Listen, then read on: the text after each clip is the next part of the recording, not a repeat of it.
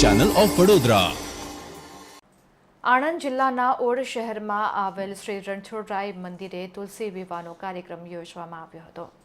કારતક સુદ 11ના દિવસે તુલસી વિવાહમાં ભાવિક ભક્તોમાં આનંદ અને ઉત્સાહ જોવા મળ્યો હતો. સૌએ આ પ્રસંગનો લાવો લઈ ધન્યતા અનુભવી હતી. કથા અનુસાર શંખચૂડ નામના દૈત્યની પત્ની વૃંદા અત્યંત સતી હતી.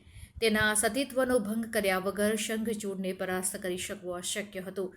તેથી શ્રી હરિએ છલપૂર્વક રૂપ બદલીને વૃંદાના સતીત્વનો ભંગ કર્યો અને ત્યારે છેક શિવે શંખચૂડનો વધ કર્યો. વૃંદાએ આ છળ માટે શ્રીહરિને શિલાના રૂપમાં પરિવર્તિત થઈ જવાનો શ્રાપ આપ્યો. ત્યારથી શ્રીહરિ શિલારૂપમાં પણ રહે છે અને તે શાલિગ્રામ તરીકે ઓળખાય છે. પછીના જન્મમાં વૃંદાએ તુલસી સ્વરૂપે જન્મ લીધો હતો.